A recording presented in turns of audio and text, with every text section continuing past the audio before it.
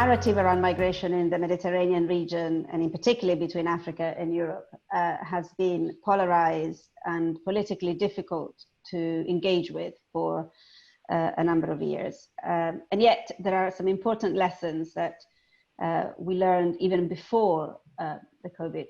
pandemic. And I think it will be key to learn from them to make sure that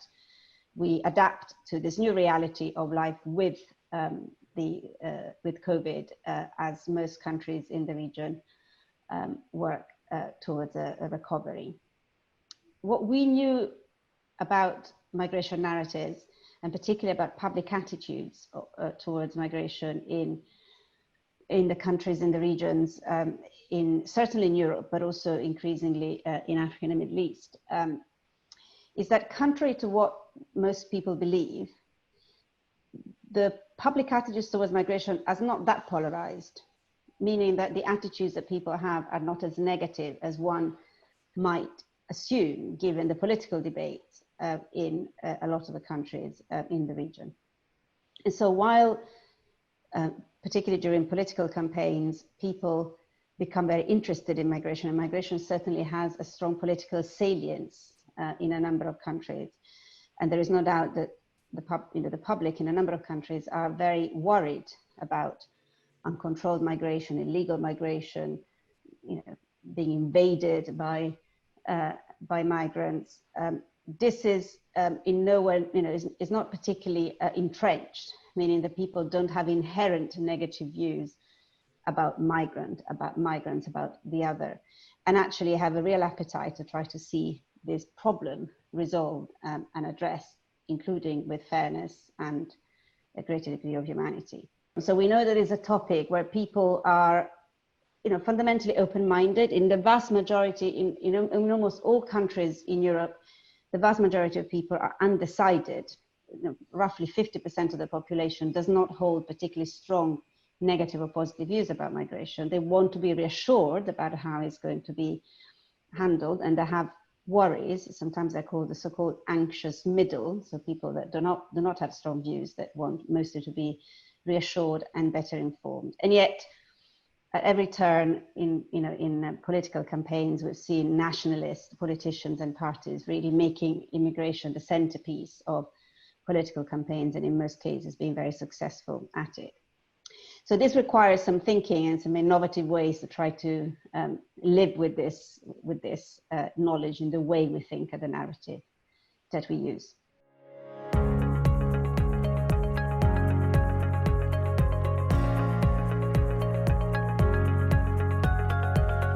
So I think actually this paradox has become very apparent during the, in the early stages, during the outbreak of the COVID pandemic, and I think is now evolving rapidly as most countries adapt to a period of difficult recovery. So what we've seen in these last few weeks is two things that once again appear contradictory, or there are somewhat point to different directions. On the one hand, we've seen a number of countries getting even more preoccupied about controlling borders. I think we can all anticipate that in the near future there will be less opportunity for people to meet, and more anxieties about keeping countries safe and borders secure. At the same time, in a number of countries,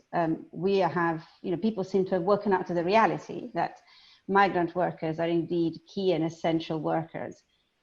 in our economies and societies, both in a situation where, in the health sectors during an emergency, but also increasingly recognized, particularly in the agricultural sector, in the care economy, the delivery drivers, all the people that are keeping our countries and our societies afloat and safe, both during the emergency and in the recovery. So to me, that points to one particular an important finding, and is that if you ask people how they feel about a migrant, a person that is different from themselves, and somebody has different characteristics and does not have the same origin, is not born in the same place, people have strong, tend to have views about what kind of migrants they like and they're prepared to accept. But if you ask people whether they want their communities to remain safe and services to be delivered and people to be healthy, people are very much in favor to make that happen and to have reforms that are conducive to that end. And so all of a sudden, the fact that migrant workers can be pretty key to achieve these objectives, I think, is an opportunity to help people look at the phenomena from a completely different viewpoint. So not necessarily, and this is my challenge, framing migration in positive ways or looking at the success stories of migrants, but rather breaking down the barrier between the migrants and us, and talk much more openly about our collective future as a key to get, to get out of the pandemic and to overcome the challenges of COVID, where countries will need to think at new and adapted ways of recoveries, where all of us can benefit and all of us need to play a part.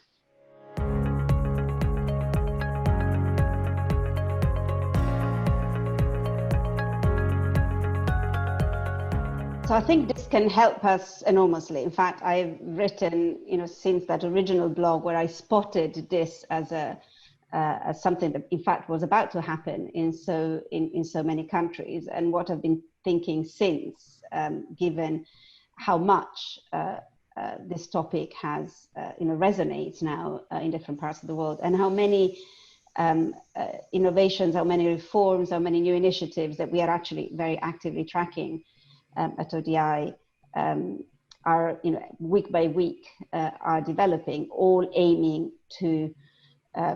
find practical ways to recognize the value and the contribution of migrant workers as essential or key workers in the COVID response.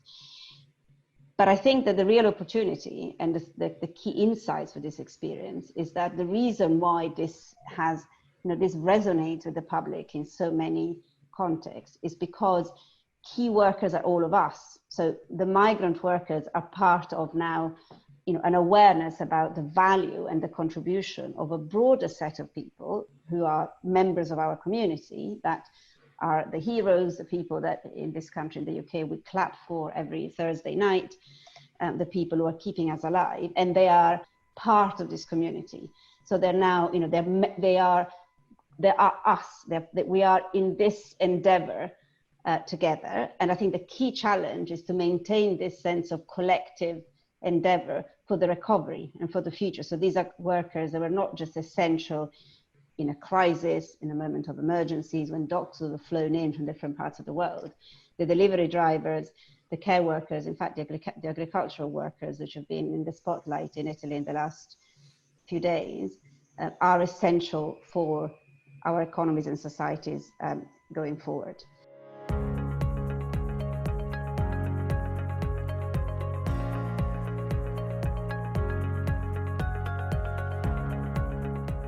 So the potential for celebrities, for successful people, of which, as we all know, there are many in the migrant communities around the world, because consistently, if you look at the most successful entrepreneurs, at the most, no matter in which field of sports, business, music you look at, you can always find migrants who are examples of success stories. And we know, research also tells us that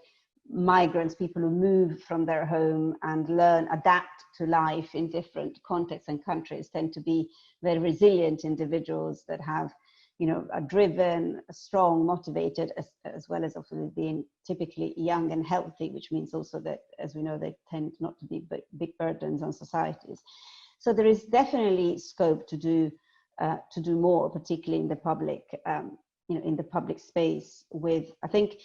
not just celebrities, but generally leaders in different fields taking more of a stand and actually speaking out and contributing,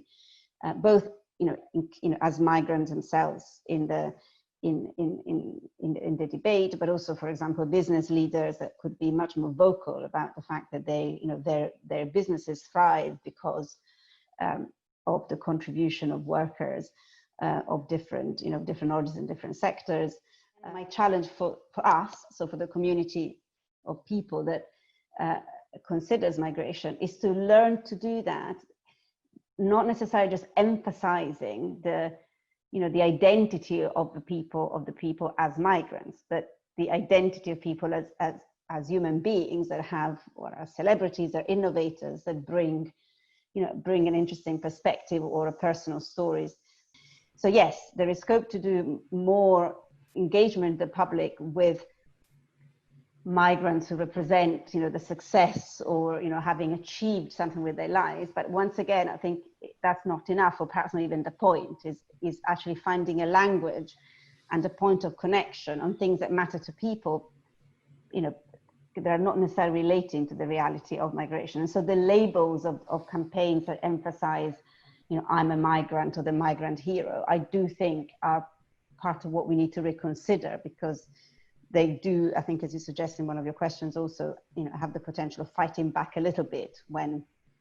you're trying to counteract a negative narrative with a positive one, but fundamentally, using the same rules of engagement, rather than leaving that debate about whether a migrant can be good or bad, or migration is a good or bad thing behind, and moving on to what matters to people, which is football, which is fairness, which is keeping safe rather than going to crowded stadiums. And in the context of the COVID recovery, having resilient societies and economies that can see us through these very uncertain times, and the contribution and the skills that everybody can bring to this endeavor, and kind of almost like taking away the attention and the focus to the place where people are born, and to bring in much more to what they're able to do, what they're able to contribute, taxes, skills, human values.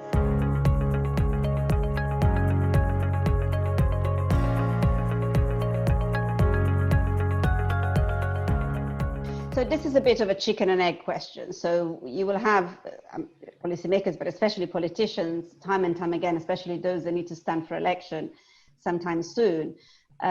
citing public attitudes to migration as a reason for either being strict and hostile towards migrants, or at best to ignore the reality of migration altogether.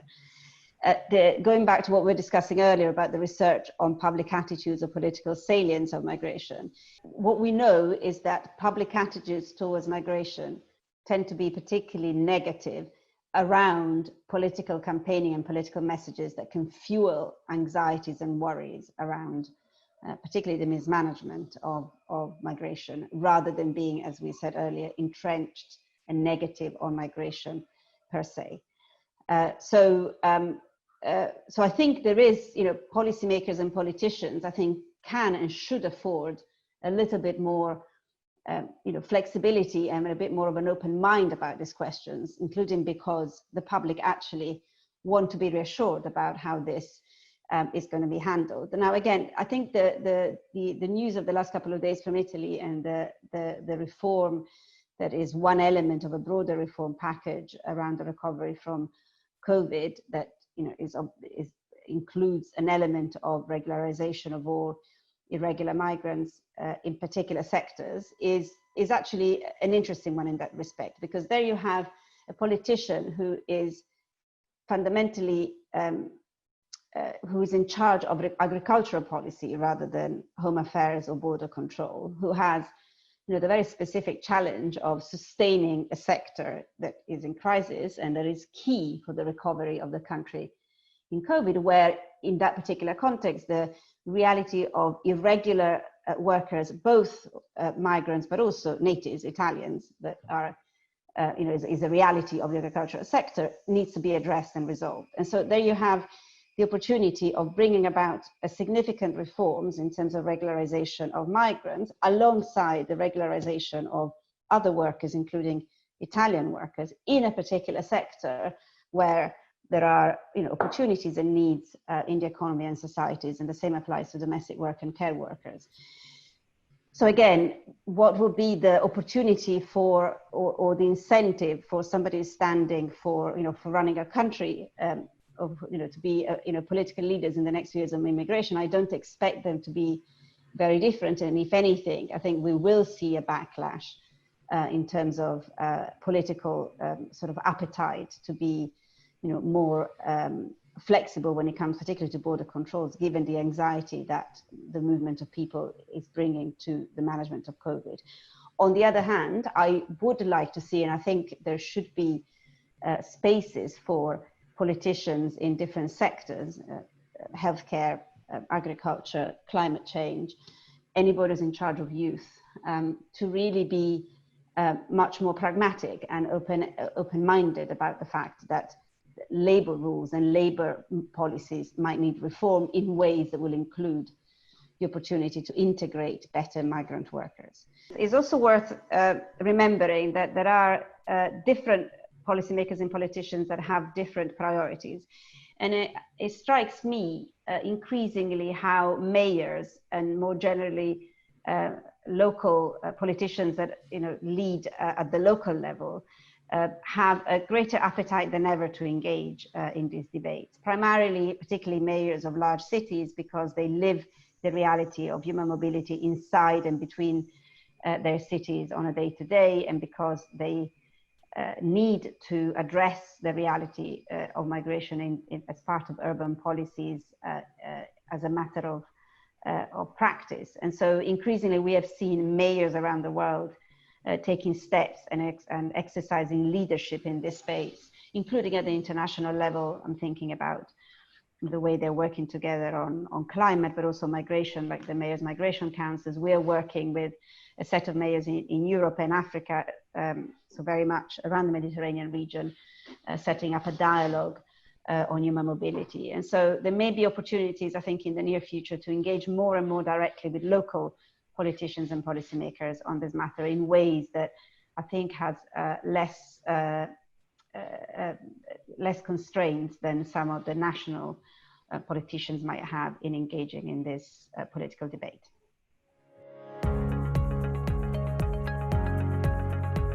So I've got two recommendations, and they're mostly grounded in the fact that I do have more than 20 years of experience, but not actually on migration policies. I mean, I worked most of my career out on sort of local economic development policies and then international and sort of global development issues. And in fact, I came to migration in the last 5 or 6 years, or as an area of interest. And so I always observed migration a little bit as an outsider, as somebody who's come to this, with a professional and personal experience grounded in different sectors. And so my two recommendations based on that are: the first, the one I mentioned a number of times, is to reframe the debate around us and not them, and to make that, to bring that to the heart of the language we use. It is incredible how much the word migrant can be a shorthand for so many different things. When we're talking about fundamentally people who are born in a country different from the one where they happen to live at this particular time. And so really to take away the emphasis from the definition of migrants, for that matter, and refugees, and all the debates, around the connection or the difference between the two, and much more put the spotlight back on us, on me and you, on us together, and use the fact that there is so much appetite now to reset the conversation, to rethink everything in the world in light of COVID. It couldn't be a more opportune time to reset the narrative on migration away from them and back onto us together. And the second one is less about communication, is a lot more specific to those who work on policy development and advising policymakers and designing policies, to stop treating immigration policy in isolation from the problems that immigration relates to. So to really think about the policies, the sectors that require innovation, that require investment, that require workers, and rethinking the regulations around work, and to consider how the reality of human mobility can interact and become an asset to deliver policy objectives in health, in education, in social protection, where we'll need to rethink a whole world of safety net and social welfare post-COVID or with COVID. And so there is a real opportunity again, as so many policy conversations are starting and are in desperate need for innovative thinking, to bring in the reality of the fact that part of your solution can be found in the pool of workers that happen to be foreign born in a country, in the pool of doctors, for example, that were present in the United States and that were not allowed to work. In the last few weeks, we've seen state after state removing regulations to allow people to work and contribute to the response to COVID, or the fact that you may not have enough young people to fulfill new roles, for example, in agriculture